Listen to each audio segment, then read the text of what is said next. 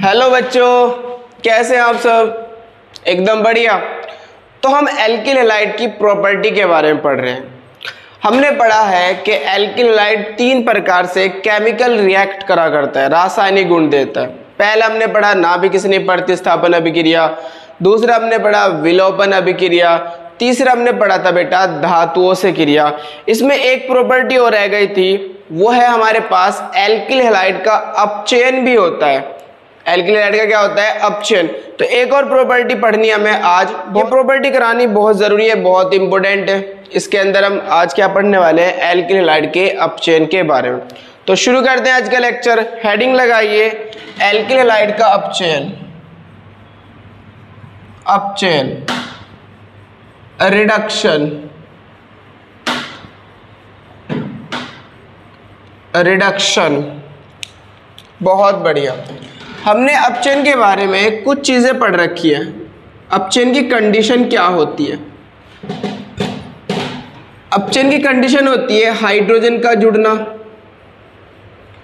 अगर कहीं पर हाइड्रोजन जुड़ रहा है तो इसका मतलब वहां पर क्या हो रहा होगा? अपचयन हो रहा होगा।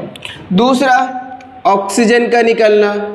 अगर कहीं से ऑक्सीजन निकल रही है तो वहां पर भी क्या हो रहा होगा बेटा? अपचयन हो रहा होगा। भाई पहले कंडीशन क्या है? हाइड्रोजन का जुड़ना। अगर हाइड्रोजन जुड़ रही है तो वहां पर क्या हो रहा होगा? अपचयन हो रहा होगा। दूसरा, ऑक्सीजन का निकलना। अगर कहीं से ऑक्सीजन निकल रही है तो भी वहां पर क्या हो रहा है? अपचयन हो रहा है। और तीसरा, अगर कहीं पर इलेक्ट्रॉन जुड़ रहे हैं, इलेक्ट्रॉन का जुड़ना। अगर इलेक्ट्रॉन जुड़ रहे हैं तो भी वहां पर क्या हो रहा होगा? अपचयन हो रहा होगा। तो ये अपचयन की कंडीशन है कि अपचयन कब होता है? या तो हाइड्रोजन जुड़ रहा हो, या ऑक्सीजन निकल रही हो, या फिर इलेक्ट्रॉन जुड़ रहा हो। इन तीनों केस को हम क्या बोलते हैं? अपचयन का केस बोलते हैं। तो अपचयन, बात समझ में आ गई? अपचयन कब हो रहा होगा? या तो हाइड्रोजन जुड़ रही होगी, या ऑक्सीजन निकल रही होगी, या इलेक्ट्रॉन जुड़ रहा होगा। चले, अपचयन में होगा क्या? चलो मैं लिख देता हूं। जब एल्किल हैलाइड का, एल्किल हैलाइड मीन्स RX, जब एल्किल हैलाइड का किसकी उपस्थिति में अपचयन करते हैं? बहुत सारे अपचायक रिएजेंट होते हैं, ZnHCl, ZnNOH भी ले सकते हैं आप, कॉमा हम यहाँ पर LiAlH4 भी ले सकते हैं। इस LiAlH4 का मतलब क्या होगा? Li का मतलब होता है बेटा लिथियम, Al का मतलब होता है एल्यूमिनियम, और H का मतलब होता है हाइड्राइड। तो इसका नाम क्या होगा? Lithium aluminium hydride. इसकी उपस्थिति में अपचयन हो सकता है। या फिर H2Ni, निकेल और हाइड्रोजन हो, इसकी उपस्थिति में अपचयन हो सकता है। या फिर H2 और PD, इन सब की उपस्थिति में क्या हो सकता है? अपचयन हो सकता है। इनमें से कोई भी अपचायक रिएजेंट हो सकता है। तो जब एल्किल हैलाइड का ZnHCl या ZnNOH या LiAlH4, LiAlH4 का नाम क्या है? लिथियम एल्यूमिनियम हाइड्राइड, या H2Ni या H2PD की उपस्थिति में क्या होता है बेटा? अपचयन होता है। अपचयन होता है, अपचयन होता है। तो प्रोडक्ट क्या बनेगा? अपचयन होता है तो एल्केन बनती है। मैंने कहा था हाइड्रोजन जुड़ती है, और रिड्यूस क्या होगा? यहाँ से हैलाइड रिड्यूस होगा। RX हटेगा और X की जगह क्या जुड़ जाएगी? हाइड्रोजन जुड़ जाएगी। और अगर हाइड्रोजन जुड़ जाएगी तो प्रोडक्ट क्या बन जाएगा? एल्केन बन जाएगा, क्योंकि RH को हम क्या बोलते हैं? एल्केन बोलते हैं। X हटेगी और X की जगह क्या लग जाएगा? हाइड्रोजन लग जाएगा। तो हाइड्रोजन का जुड़ना भी तो अपचयन कहला रहा है। यहाँ पर हाइड्रोजन जुड़ेगी तो हाइड्रोजन का जुड़ना क्या कहलाएगा? अपचयन कहलाएगा। तो एल्केन बनती है, तो एल्केन बनती है। इसी अभिक्रिया को हम क्या बोलते हैं? अपचयन बोलते हैं। एल्किल हैलाइड का क्या बोलते हैं? अपचयन। चलो देखते हैं। हमने लिया बेटा RX, R मतलब एल्किल, X मतलब हैलाइड, राइट। अपचयन करा रहे हैं हम, क्या करा रहे हैं? अपचयन निकिल उत्प्रेरक की उपस्थिति में। यहाँ का टेम्परेचर अप्रोक्सीमेटली होता है बेटा 250 डिग्री सेल्सियस लगभग। क्या होगा, हाइड्रोजन जुड़ जाएगी, हाइड्रोजन जुड़ जाएगी। चलिए ये पोलर नेचर का होता है तो R पे प्लस होगा और X पे माइनस। भाई मैं नोट करके दिखा रहा हूँ जुड़ रही कैसे है। R पे प्लस और X पे माइनस। बोलो बात समझ में आई। यहाँ पर जब आप हाइड्रोजन और हाइड्रोजन के बीच का बॉन्ड को ब्रेक करेंगे तो एक H पे प्लस आएगा और एक H पे क्या आएगा, माइनस। एक H पे प्लस और एक H पे माइनस। प्लस वाला H माइनस वाले के पास चला जाएगा और माइनस वाला H प्लस वाले के पास चला जाएगा। तो R पे प्लस H पे माइनस तो ये क्या बनाएगा, RH। X पे माइनस H पे प्लस तो क्या बनाएगा, HX। RH को ही हम क्या बोलते हैं बेटा, एल्केन बोलते हैं। HX को हाइड्रोजन हैलाइड बोल सकते हो आप। कोई दिक्कत वाली बात तो नहीं है, बताओ जल्दी, समझ में आ रही है बात। भाई जब आप हाइड्रोजन और हाइड्रोजन के बीच का बॉन्ड तोड़ेंगे तो हाइड्रोजन पे माइनस आ जाएगा और हाइड्रोजन पे ही प्लस आएगा। ठीक है, किसी बच्चे के दिमाग में एक बात आ रही होगी कि ये तो नॉन पोलर है, इसके अंदर प्लस माइनस में कैसे टूट सकता है। बेटा इसके कारण टूटेगा क्योंकि ये पोलर है। ये कैसा है, पोलर। इस पे प्लस माइनस आता है, ये तो आपको पता है। इस पोलर के कारण इसके अंदर कुछ पॉजिटिव, सॉरी, इस पोलर के कारण इसके अंदर कुछ डाइपोल उत्पन्न हो जाता है, इंड्यूस हो जाता है, डाइपोल उत्पन्न हो जाता है।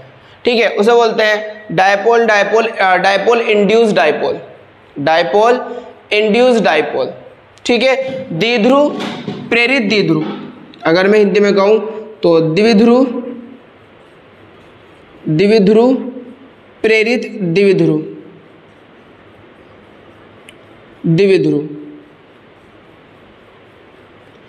ये क्या होता है बेटा, जब कोई एक पोलर हो, द्विध्रुव, द्विध्रुव का मतलब पोलर। जब कोई पोलर हो जैसे HCl, लाइक दिस HCl, ये पोलर है, हाई इलेक्ट्रोनेगेटिव एटम, इलेक्ट्रॉन यहाँ शिफ्ट होंगे, H पे प्लस आएगा और Cl पे माइनस आएगा। तो जब किसी पोलर के पास कोई नॉन पोलर मॉलिक्यूल होता है जैसे Cl और Cl, ये नॉन पोलर है, तो इस पोलरिटी के कारण, इस ध्रुवीय के कारण इसके अंदर भी कुछ समय के लिए पोलैरिटी आ जाएगी। इसके अंदर भी कुछ ना कुछ डाइपोल मोमेंट उत्पन्न हो जाएगा, द्विध्रुवाघूर्ण उत्पन्न हो जाएगा कुछ समय के लिए। जैसे आप प्रेरित धारा पढ़ते हो ना, प्रेरित विद्युत वाहक बल, प्रेरित धारा, वो क्या होता है, जब आप किसी एक कुंडली को दूसरी कुंडली के पास लाते हैं तो इस कुंडली में तो करंट का फ्लो हो रहा है, तो इस करंट के कारण इसके अंदर कुछ समय के लिए, बहुत ही क्षण भर के लिए, बहुत ही स्मॉल टाइम के लिए कुछ करंट पैदा हो जाती है। उस करंट के अंदर जितनी वोल्टेज होती है वो विद्युत वाहक बल कहलाता है, और उस विद्युत वाहक बल के कारण जो धारा का प्रवाह होता है उसे प्रेरित धारा बोलते हैं। जैसे आप देखते भी होंगे कि छत फ्लोर के अंदर या कहीं पर भी क्या होता है, लाइट तो ऑफ रहती है, लाइट तो बंद कर रखते हैं, लेकिन बल्ब जल जाता है कुछ समय के लिए, एकदम जलता है फिर बंद हो जाता है, तो उसके अंदर कुछ समय के लिए करंट बह गई होगी ना, तभी तो बल्ब जला होगा, जो बल्ब है तभी तो जला होगा। तो इस बल्ब के जलने से जो इसके अंदर धारा प्रवाहित हुई होगी, और ये कौन सी धारा होगी, प्रेरित धारा। ऐसे ही प्रेरित धारा कब उत्पन्न होगी, जब उसमें वोल्टेज होंगे, तो उस वोल्टेज को कौन सा बोलेंगे, प्रेरित विद्युत वाहक बल। सेम केस यहाँ पर होगा, ये तो पोलर है, इस पोलर के कारण इसके अंदर कुछ समय के लिए द्विध्रुव आघूर्ण उत्पन्न हो जाएगा, डायपोल मोमेंट उत्पन्न हो जाएगा, मतलब ये प्लस माइनस आ जाएगा इस पे भी कुछ समय के लिए। जैसे आप इसे ब्रेक करोगे प्लस माइनस के कारण ये फिर किस चीज में ब्रेक हो जाएगा, प्लस और माइनस में। तो ऐसे ही यहाँ पर इसके कारण ये ध्रुवीय है, ये अध्रुवीय है, इस ध्रुवीय के कारण इस अध्रुवीय के मॉलिक्यूल में कुछ समय के लिए क्या आ जाएगा, ध्रुवता आ जाएगी, ध्रुवता आ जाएगी कुछ समय के लिए। इसलिए हमने इसको क्या लिखा, पॉजिटिव और इसको नेगेटिव। तो पॉजिटिव के पास नेगेटिव जाएगा, मतलब R प्लस के पास H माइनस जाएगा तो RH बना लेगा, और X माइनस के पास H प्लस जाएगा तो क्या बना लेगा, HX बना लेगा। सपोज दैट बेटा R की जगह आपने रख लिया CH3 और X की जगह सपोज दैट आपने Br रख लिया, तो इसका नाम क्या होगा, CH3 को मिथाइल बोलते हैं और Br को हम क्या बोलते हैं, ब्रोमाइड। इसका नाम मिथाइल ब्रोमाइड होगा। आपने अपचयन कराया Zn की उपस्थिति, सॉरी निकेल उत्प्रेरक की उपस्थिति में 250 डिग्री सेल्सियस पर। आप Zn भी ले सकते थे, ये भी ले सकते थे, ये भी ले सकते थे, ये भी ले सकते थे, ये भी ले सकते थे, कोई भी ले लो।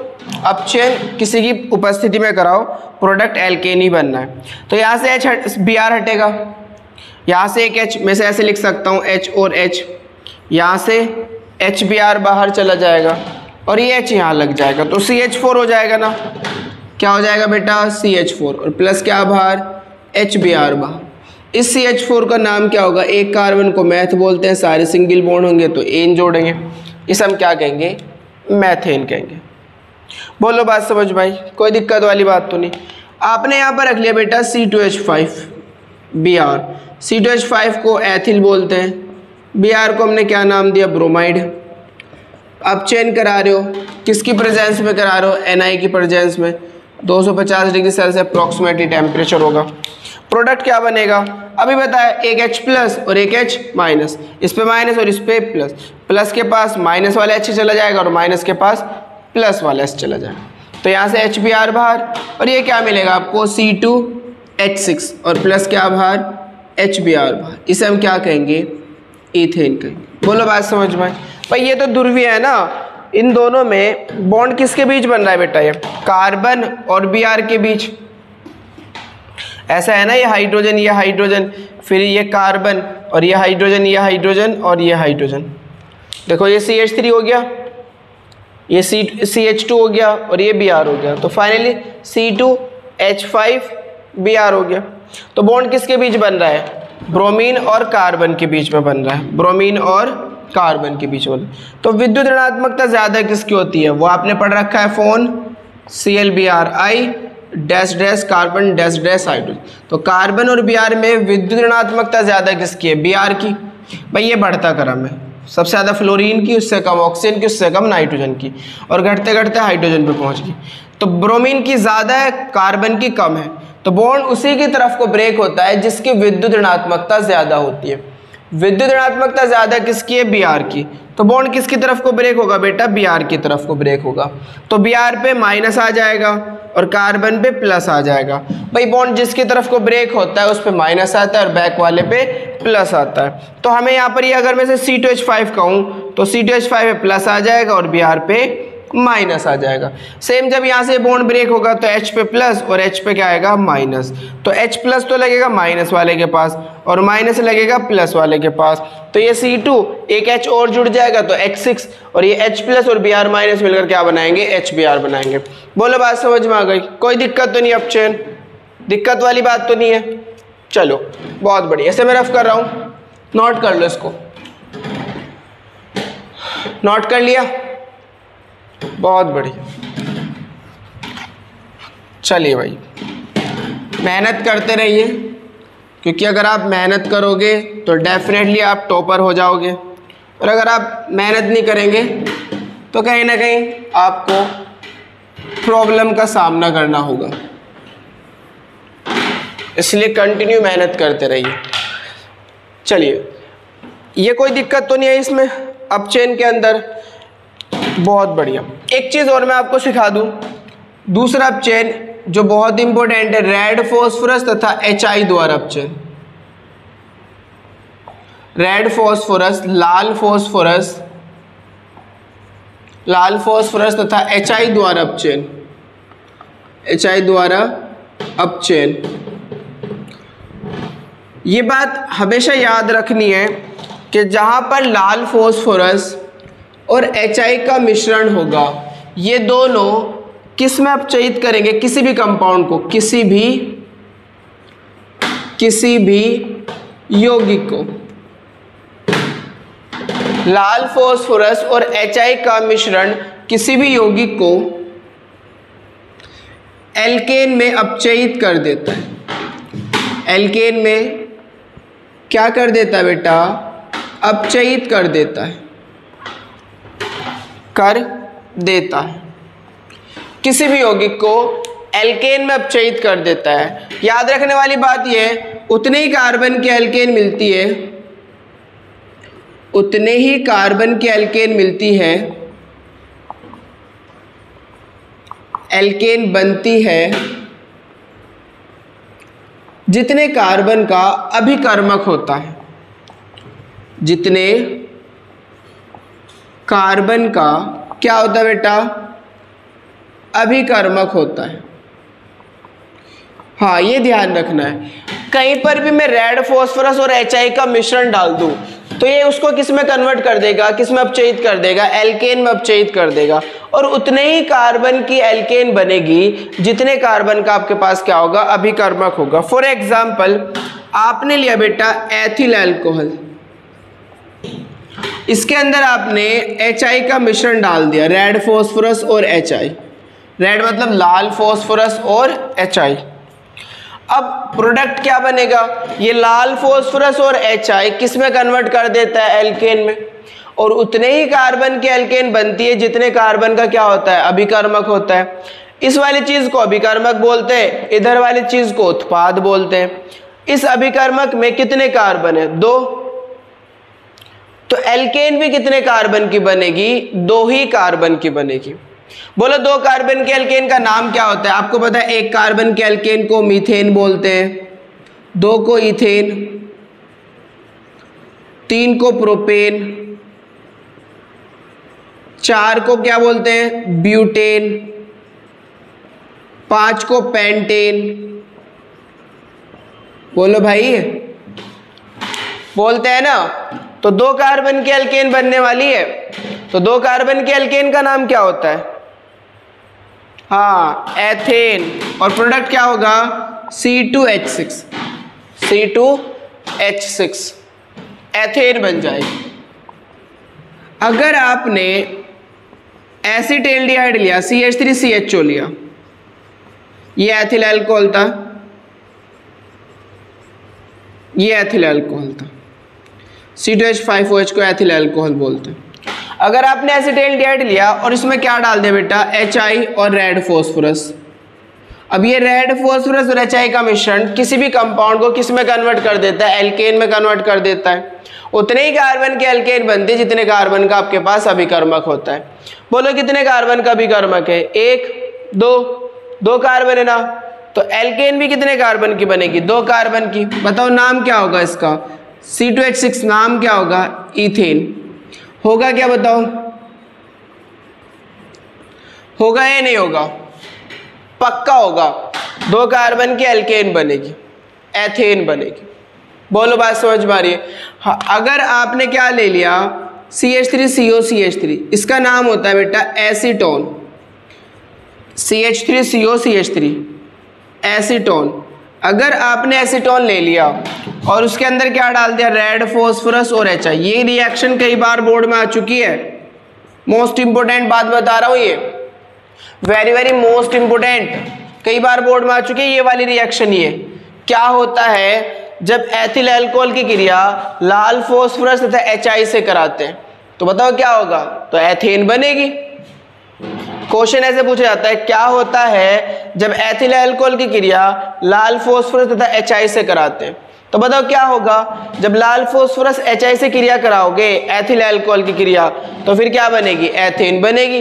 इतना आंसर देना था आपको और ये रिएक्शन देनी थी, कई बार आ चुका है बोर्ड के अंदर, इसलिए आपको ये ध्यान रखना है। अब ये बताओ, ये एसीटोन है, रेड फॉस्फोरस और HI से आप क्या करा रहे हो, क्रिया करा रहे हो, तो रेड फॉस्फोरस और HI का मिश्रण एल्केन बनाता है। उतने ही कार्बन के एल्केन बनेगी जितने कार्बन का आपके पास क्या होगा, अभिकर्मक होगा।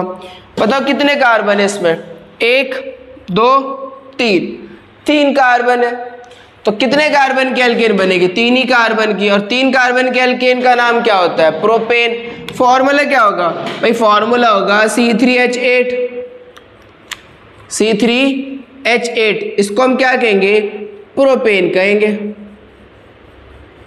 बोलो बात समझ में आई, कोई दिक्कत वाली बात तो नहीं है। चलिए अब अपने टॉपिक पर आते हैं, ये रफ नोट कर लो, बहुत इंपॉर्टेंट बात बताई मैंने आपको, ये पूरी ऑर्गेनिक में काम आएगी, पूरी ऑर्गेनिक में। जब तक हम ऑर्गेनिक पढ़ेंगे तब तक ये रिएक्शन अप्लाई होगी, इसलिए मैंने बता दिया आपको, इसलिए बता दिया क्योंकि जब तक ऑर्गेनिक पढ़ेंगे तब तक ये रिएक्शन लगेगी। देखना आप कितनी बार रिपीट होती है, 100-200 बार, 100-200 बार ही होंगी ये, आप इन रिएक्शनों को ख्वाबों में भी देखोगे, इतनी बार याद कर लोगे, टेंशन नहीं लेनी, बिल्कुल रफ कर रहा हूं मैं इसको। बस आपको सीरियल वाइज लेक्चर देखने हैं, एक एक करके देखना है। ऐसे नहीं आपने एक लेक्चर छोड़ दिया फिर अगला लेक्चर देख लिया तो बात समझ में नहीं आएगी। एक साथ लेक्चर देखने, पहले पहला फिर दूसरा फिर तीसरा, इस तरह से लेक्चर देखें। चलिए, जब हम एल्किल हैलाइड का, अब हम एल्किल हैलाइड लेंगे बेटा। जब हम एल्किल हैलाइड का लाल फॉस्फोरस तथा HI द्वारा अपचयन कराते हैं, क्या बनने वाला है भाई? लाल फॉस्फोरस और HI के द्वारा अगर आप अपचयन कराओगे तो ये तो हमेशा एल्केन बनाता है, तो एल्केन बनती है। क्या होगा, यहाँ से X हट जाएगा और क्या लग जाएगा? H लग जाएगा। क्या हटेगा यहाँ से, बोलो बेटा? X हट जाएगा और क्या लग जाएगा? H लग जाएगा, तभी तो एल्केन बनेगी। X को हटा दो और किसको लगा दो? H को लगा दो, इसका नाम क्या होगा? एल्केन।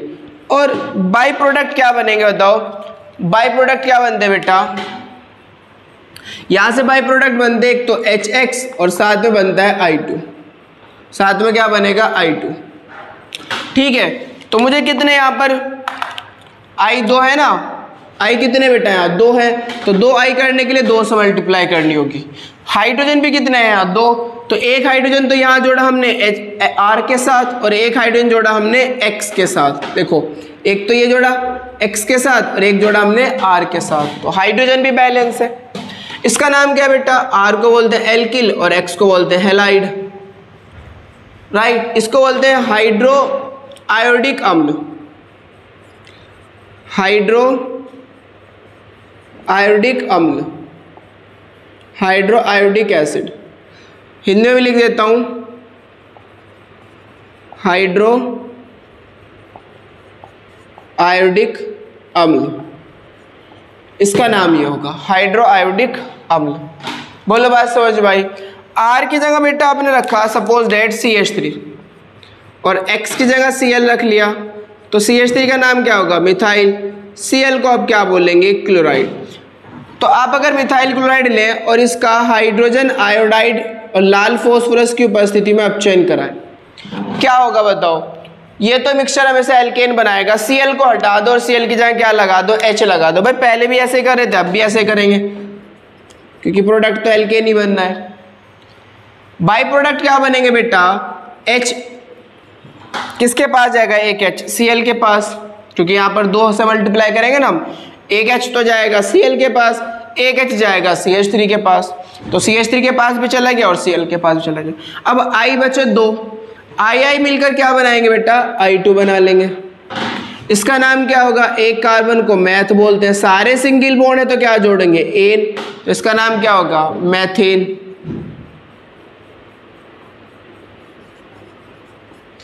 मैथेन। बोलो, कोई दिक्कत तो नहीं है? R की जगह अगर आप C2H5 रख रहे हो और यहाँ पर Cl रख रहे हो तो इसका नाम क्या होगा? Ethyl chloride. C2H5 को क्या बोलते हैं? इथाइल। Cl को क्या बोलते हैं? क्लोराइड। कितने आप जोड़ोगे? 2। लाल फॉस्फोरस की उपस्थिति में क्या होगा? Cl हटेगा, क्या लग जाएगा? बोलो, Cl को हटा दो और क्या लगा दो? हाँ, H लगा दो। लगा दिया। Cl के पास कौन जाएगा? H जाएगा, तो HCl और साथ में क्या बाहर जाएगी? I2। इसका नाम 2 कार्बन है तो क्या कहेंगे? ईथेन कहेंगे। बोलो, कोई दिक्कत तो नहीं है? समझ में आ रही है बात? समझ में आ रही है ना? Cl हटाओ, H लगा दो, लगा दिया। Cl पे माइनस H पे प्लस, क्या बाहर? HCl बाहर। 2 I बचे, I मिलकर क्या बाहर करेंगे? I2 बाहर कर देंगे। कोई दिक्कत तो नहीं है? चलिए, बहुत बढ़िया, नोट करो इसको। तो अगर लाल फॉस्फोरस और HI का मिश्रण कहीं आपको दिखे तो समझ जाओ प्रोडक्ट क्या बनने वाला है? एल्केन बनने वाली है। उतने ही कार्बन की एल्केन बनेगी जितने कार्बन का आपके पास क्या होगा? अभिकर्मक होगा। जैसे यहाँ 1 कार्बन है तो 1 कार्बन की एल्केन बनी मैथेन, 2 कार्बन है तो 2 कार्बन की एल्केन बनी, 3 होते तो 3 कार्बन की एल्केन बन जाती प्रोपेन। ये ध्यान रखना। चलिए भाई, एक इम्पोर्टेंट बात जो पूरी ऑर्गेनिक में चलेगी और जानना उसका बहुत ज़रूरी है, बहुत इम्पोर्टेंट है। हाइड्रोजन के बारे में। ये जो बेटा हाइड्रोजन है, हाइड्रोजन जिसे हम H बोलते हैं, इसका स्थान पीरियोडिक टेबल में फिक्स नहीं है, निश्चित नहीं है। आवर्त सारणी में एक तत्व ऐसा है हाइड्रोजन जिसका स्थान फिक्स नहीं है अभी भी। इसके दो स्थान माने जाते हैं। कौन कौन से? एक तो फर्स्ट ए माना जाता है और एक सेवंथ ए माना जाता है। सेवंथ ए में कौन से एलिमेंट आते हैं भाई? एक तो फ्लोरीन आता है, एक क्लोरीन, जिन्हें हम हैलोजन बोलते हैं। क्या बोलते हैं बेटा? हैलोजन। तो एक तो फ्लोरीन आता है और एक क्लोरीन, एक ब्रोमीन आता है और एक आयोडीन। फर्स्ट ए में कौन कौन से आते हैं? जिसे हम धात्विक बोलते हैं, क्षार धातु, क्षार, सोडियम, लिथियम, पोटेशियम, रुबिडियम और सीजियम। ये हमारे पास किस में आते हैं? फर्स्ट में आते हैं। इनकी प्रॉपर्टी क्या होती है? जो सोडियम होता है, मान के चले सोडियम, परमाणु क्रमांक 11 होता है, 2 8 1। प्रॉपर्टी होती है कि ये स्थायी होने के लिए अपना एक इलेक्ट्रॉन त्याग देते हैं। भाई किसी तत्व को स्थायी होने के लिए उसके बाहरी कक्षा में 8 इलेक्ट्रॉन होने चाहिए। किसी तत्व को स्थायी, मैं रिपीट कर रहा हूँ फिर से बात, गौर से सुनो, गौर से सुनो, समझो अच्छे से। मैंने कहा किसी तत्व को स्थायी होने के लिए उसके बाहरी कक्षा में 8 इलेक्ट्रॉन होने चाहिए। बताओ सोडियम के बाहरी कक्षा में कितने? ये पहली, ये दूसरी और ये अंतिम लास्ट वाली बाहरी कक्षा, कितने इलेक्ट्रॉन है? 1। तो इसे स्थायी होने के लिए इसे कितने इलेक्ट्रॉन चाहिए? 8 इलेक्ट्रॉन चाहिए, सॉरी 7 चाहिए। 8 करने के लिए कितने चाहिए? 7। अब 7 इलेक्ट्रॉन ग्रहण करेगा ये। 7 इलेक्ट्रॉन अगर ये ग्रहण करेगा तो 7 इलेक्ट्रॉन देने वाला भी तो कोई होना चाहिए। 7 इलेक्ट्रॉन कोई देने वाला होगा नहीं भाई। दो ही तो पॉसिबिलिटी है इसके बाहरी कक्षा में। 8 इलेक्ट्रॉन कब हो सकते हैं? या तो कोई से 7 इलेक्ट्रॉन दे दे तब 8 हो जाएंगे, या अपना एक इलेक्ट्रॉन खो दे तब 8 हो जाएंगे बाहरी कक्षा में। अगर ये अपना ये वाला इलेक्ट्रॉन को खो दे, यहाँ से निकाल दे, इसको खत्म कर दे, तो कितने हो जाएंगे? 8 हो जाएंगे। या 7 ले ले किसी से तो भी कितने हो जाएंगे? 8 हो जाएंगे। बताओ कौन सी संभावना है? 7 ग्रहण करने वाली संभावना ज्यादा है या 1 इलेक्ट्रॉन त्यागने वाली संभावना ज्यादा है?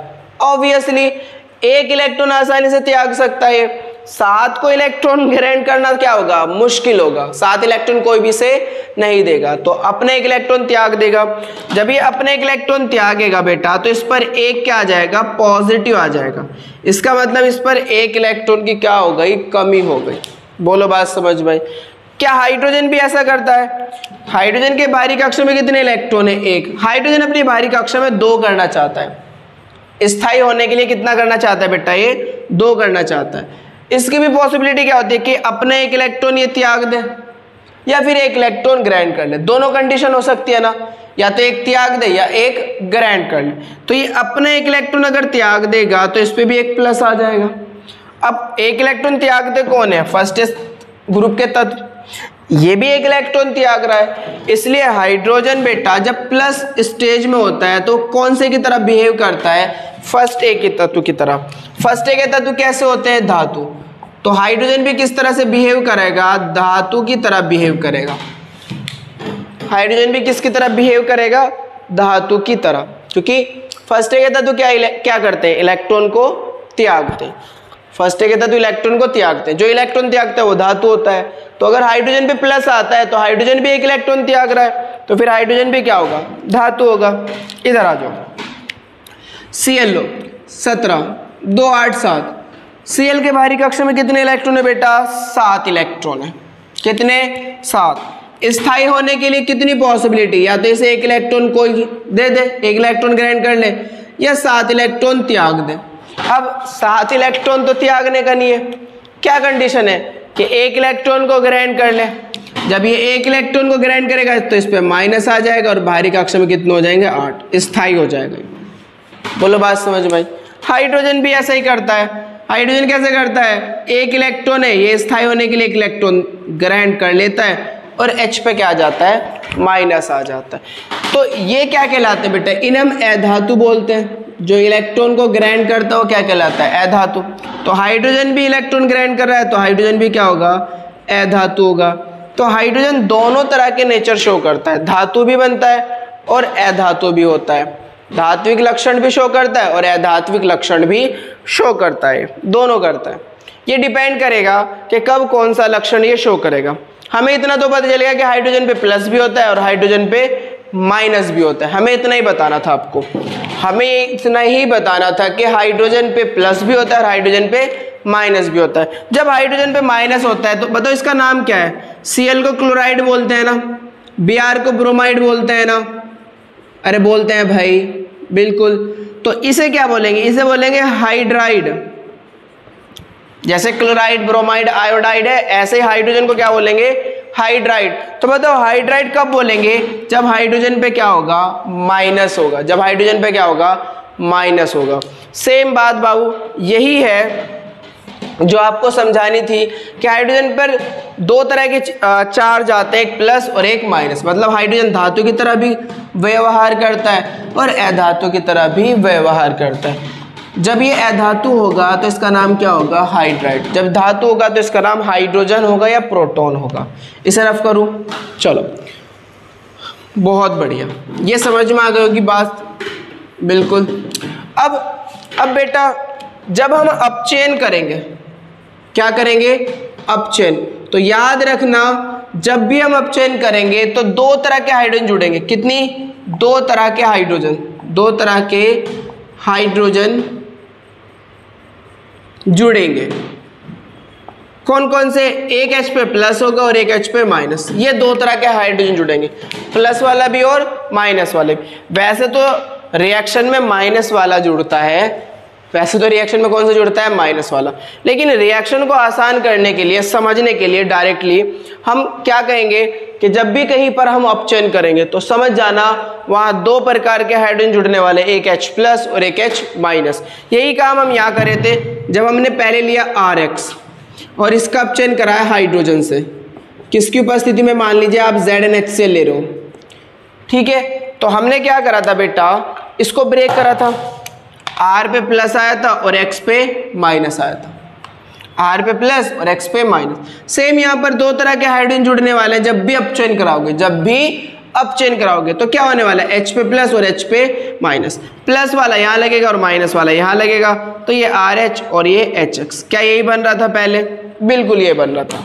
कोई दिक्कत नहीं होनी चाहिए, बिल्कुल भी दिक्कत नहीं होनी चाहिए। एल्केन, दो तरह के हाइड्रोजन जुड़ेंगे, दो तरह के क्या जुड़ेंगे? हाइड्रोजन। इसमें तो आप एक बार को हिंट लगा भी सकते थे कि जब H और H के बीच है तो आप ब्रेक करोगे, जब आप ब्रेक करोगे तो एक H पे प्लस और एक H पे माइनस आने वाला है। लेकिन अगर मैं कहूँ आपसे, थोड़ा बात को समझो, ये एल्किल हैलाइड है और मैं कहने लगूँ आपसे हाइड्रोजन ऐड कर रहे हो, हाइड्रोजन ऐड करो, किसकी प्रेजेंस में कर रहे हो आप? LiLH4 की उपस्थिति। लिथियम एल्यूमिनियम हाइड्राइड, हाइड्राइड तो समझ गए होंगे, H माइनस होगा यहाँ पर। अब क्या होगा? तो मैंने आपको बताया जब भी अपचयन करेंगे कितने तरह के हाइड्रोजन जोड़ेंगे? आप दो तरह के हाइड्रोजन को जोड़ेंगे। कितने? दो तरह के। इसे ब्रेक करो, R पे प्लस X पे माइनस। अभी बताया था क्योंकि X की विद्युत ऋणात्मकता ज्यादा होती है इसलिए X पे माइनस आएगा, R पे प्लस आएगा। कितने तरह के हाइड्रोजन जोड़ने हैं? दो तरह के, एक H पे प्लस और एक H पे माइनस। ये जोड़ने हैं।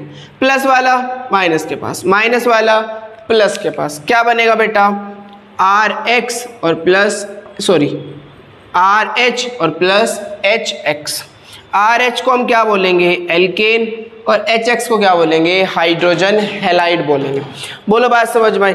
तो बैलेंस जब आप करोगे तो 2 से मल्टीप्लाई कर दोगे और प्रोडक्ट क्या बनाओगे? RH plus HX। पहले भी यही बन रहा था, कोई दिक्कत वाली बात तो नहीं, यही तो बन रहा था।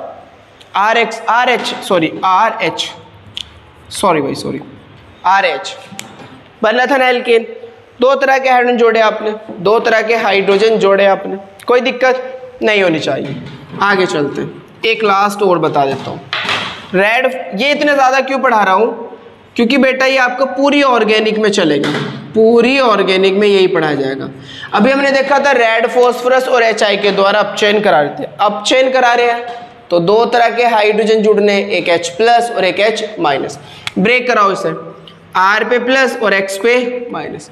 कितने तरह के हाइड्रोजन जुड़ रहे हैं? H प्लस और H माइनस। प्लस वाला कहाँ जाएगा? माइनस के पास। माइनस वाला कहाँ जाएगा? प्लस के पास।